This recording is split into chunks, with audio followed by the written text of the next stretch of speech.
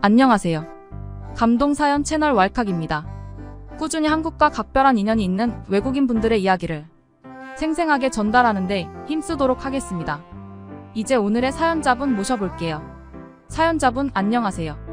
안녕하세요. 저는 현재 캐나다 밴쿠버에 살고 있는 트리샤라고 합니다. 트리샤님 반갑습니다. 오늘 어떤 이야기를 들려주시려고 왈칵에 방문해 주셨나요? 저는 캐나다에서 교사로 일하며 지내고 있습니다. 몇 년 전 좋은 기회가 생겨 동아시아의 두 나라인 일본과 한국에 원어민 교사로 파견 갔던 적이 있었어요. 그때 느꼈던 교육과 관련된 일본과 한국의 차이에 대해 여러분들에게 말씀드리고자 이렇게 왈칵을 찾아뵙게 됐습니다. 과연 트리샤님은 한국과 일본을 경험하며 어떠한 차이를 느끼셨을까요? 이제부터 트리샤님의 사연 소개 부탁드립니다. 전 대대로 교육자 집안의 자녀로 태어났습니다. 할아버지는 고등학교 교장 선생님이었고 아버지는 초등학교 교사였습니다. 그리고 어머니는 캐나다의 한 대학의 철학과 교수로 계셨어요. 자연스럽게 어릴 적부터 자라오면서 저도 교육자가 되도록 교육을 받아왔죠. 10살 때 이모가 저에게 물은 적이 있었어요. 트리샤? 너는 꿈이 뭐니? 그때 저는 이모에게 땅콩버터가 되고 싶어. 이렇게 철없는 소리를 하는 귀여운 어린 시절이 있었습니다. 하지만 점점 중고등 교육 과정을 거치며 저의 미래를 설계해 나갈 수 있었죠. 성인이 되고 교육학 대학을 나오며 우수한 성적으로 졸업했습니다. 그리고 아버지가 있던 초등학교의 신입 교사로 발령이 났어요. 제가 발령 날 때쯤 마침 동아시아권의 나라와 다양한 공유 교육 시스템과 미래 교육 대안 등이 활성화가 되고 있었을 때였어요. 동아시아의 나라 중 교육적으로 발달이 많이 되어 있던 나라는 일본과 한국이 있었죠. 일본은 오래 전부터 강대국으로 군림하고 있었고 한국은 짧지만 빠르고 강력한 속력으로 발전한 나라였죠. 저는 처음 일본의 원어민 교사로 파견을 갔습니다. 일본이라는 나라는 선진국답게 역시 교육열이 엄청났습니다. 하지만 그 교육열에 따라오지 못하는 게 하나 있었어요. 무엇보다 영어는 현재 만국 공통어가 된 언어라서 전 세계 국가들의 필수 과목이 되었죠. 그런데 일본 초등학생 아이들은 아무리 발음 교정을 시켜도 영어를 정확하게 발음하기에는 역부족이었어요. 가만히 보니 그것은 발음만의 문제는 아니었습니다. 일본의 근본적인 영어 교육 방식에 문제가 있었습니다. 실험 성적에만 연연하는 일본의 영어 학습이 존재했어요. 실제로 말하기와 듣기와 같은 실천적인 분야에 할애하는 시간은 극히 적더군요. 교사는 칠판 앞 교탁에서 수업을 진행하고 학생들은 조용히 수업 내용을 필기하는 것에 그치더라고요. 회화나 토해, 발표 수업 빈도가 굉장히 떨어졌습니다. 제가 어떻게든 아이들에게 영어에 대한 실질적인 습득을 시키도록 노력하며 토론도 하려 하고 서로 대화도 영어로 나눠보려 노력했습니다. 그런데 그럴 때마다 제게 들려온 다른 교사들의 핀잔이 있었어요. 그냥 다른 교사분들이 하던 대로 하세요. 아직 애들 어리잖아요. 그 말인즉슨 이론과 기초부터 그냥 닦을 시기라는 것이죠. 하지만 제 의견은 달랐습니다. 물론 어린 나이에 이론과 기초도 중요하지만 직접 듣기도 하고 말하기도 하는 것을 병행해야 언어가 내 몸에 습득되거든요. 이러한 일본의 영어 학습의 문제가 밖으로 나가면 더 심해집니다. 대다수의 성인 일본인들은 영어를 듣거나 말할 줄 몰라요.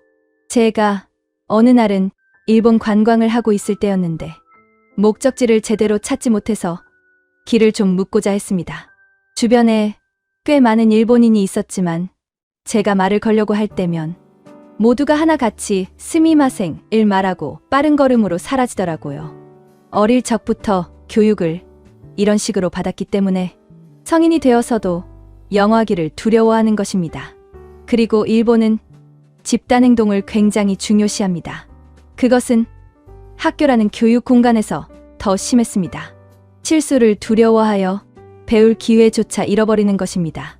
근본적으로 내가 실수해서 남들 보기에 부끄럽다고 느끼는 것이 일본인에게는 엄청난 데미지인 것입니다. 아무도 외국어를 말하지 못하는 수업 환경 속에서 용기를 내어 대답해서 틀리는 것보다 도전과 실수를 하지 않아 창피를 당하는 일을 모면하는 쪽을 택하는 것이 일본인 특유의 습성이고, 그 모습은 아이들뿐만 아니라 기성세대에게서도 보이더군요. 그런데 굉장히 아이러니한 점이 하나 있습니다. 일본 초등학생들은 스스로 영어를 잘하는 줄 안다는 겁니다.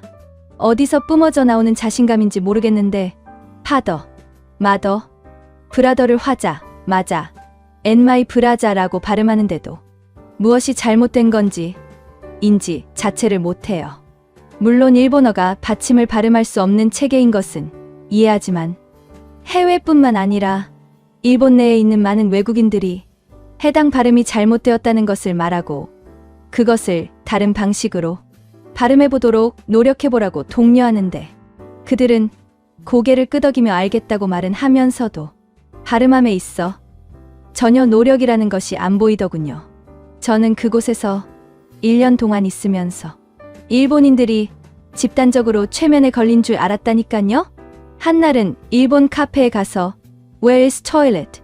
이런 기초적인 영어 질문을 했는데도 여자 직원의 동공이 엄청나게 흔들리며 계속 일본어로 하이? 하이? 이러더군요. 그래서 바디랭귀지를 이용하여 화장실인 것을 최대한 설명했더니 아, 토이렛도 이러는 것입니다. 토일렛이 토이렛도라니. 초등학생들의 학부모는 더 가관입니다. 가끔 보여주기식으로 저에게 영어로 말을 걸 때도 있었어요. 그런데 거짓말 하나 보태지 않고 정말 단 한 단어도 제대로 알아듣지 못해서 몇 번이고 곤란한 상황이 발생했었죠. 저는 캐나다 원어민 교사로서 계란으로 바위치기를 계속 반복했습니다. 예정된 일본에서의 1년이라는 시간이 훌쩍 지나더라고요. 다음 원어민 교사 파견은 한국에서 계속 이어졌습니다. 일본인의 특성과 일본 교육이 꽤나 유기적인 관계를 갖고 있군요. 한국에서는 어떤 경험을 하셨나요? 처음 한국으로 가기 전에는 그냥 캐나다로 가고 싶었습니다. 일본과 한국은 이웃나라이며 비슷한 선진국이니깐 한국에서도 제 교육 방식이 전혀 먹히지 않을 것 같아 걱정스러운 반 자포자기 반의 감정을 가지고 있었거든요. 하지만 이런 생각은 한국에서의 첫 수업 때부터 180도 바뀌어 버렸습니다. 학생들은 유치원에서부터 영어를 배워오는 건지 굉장히 잘하는 것이 아니겠어요? 그냥 발음도 원어민에 준할 만큼 자연스러운 겁니다.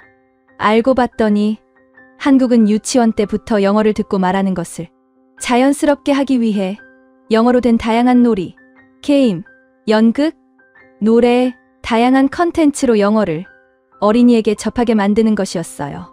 어린 나이에 언어를 어떻게 습득하느냐에 따라 내 몸에 얼마나 잘 체득이 되느냐, 안 되느냐가 정해지거든요.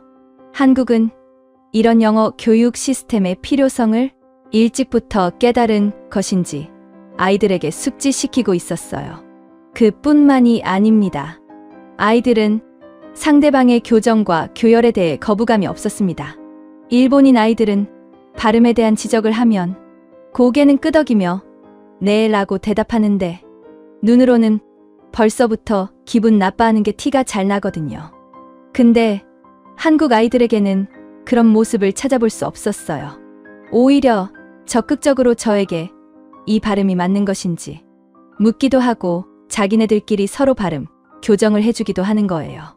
제가 원했던 참된 언어 교육이 이곳에서는 잘 시행되고 있다고 생각했습니다. 한국의 선진화는 비단 교육뿐만이 아니었습니다. 이들은 자신의 미래에 대해서도 벌써부터 설계하고 있는 게 아니겠어요? 어린 나이에 은행원, 가수, 변호사, 야구선수, 다양한 꿈을 가지고 있고 그를 향해 달려가고 있었어요. 저는 이것이 한국의 학구열이 불러일으킨 폐해이지는 않을까 의심해 본 적이 있습니다. 하지만 어느 날 제가 10살짜리 아이들에게 질문을 하고 그에 대한 대답을 듣고 이 의심이 사라지게 됐죠. 부모님이 꿈이 뭐냐고 묻고 빨리 설정해야 한다고 어릴 적부터 말하지는 않느냐 물었어요. 한 아이는 말하더군요. 부모님의 생각이 우리 꿈을 결정하는 시절은 지났어요. 저는 법에 관심이 있고 친구는 은행에 갔을 때 친절했던 은행원 아저씨를 보고 이런 꿈을 키운 거죠. 우리가 무엇을 하고 싶은지는 우리가 체험하고 결정할 수 있었죠.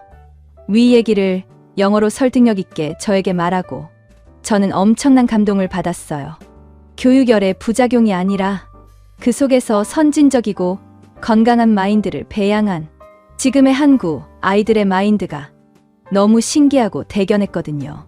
학교 밖에서도 일본과 대비가 됐습니다. 제가 길 물어보려고 했을 때 피했던 일본인들과는 다르게 한국인은 거리낌 없이 제 질문에 대답해 주었어요. 간혹 영어를 잘할 줄 모르는 사람들이라 해도 외국인을 대하는 것에 거부감이 없는 게 아니겠어요? 몇 가지 영어 단어와 손 동작 표현, 그리고 직접 따라오라며 제가 가는 목적지를 향해 같이 가주기도 하더군요.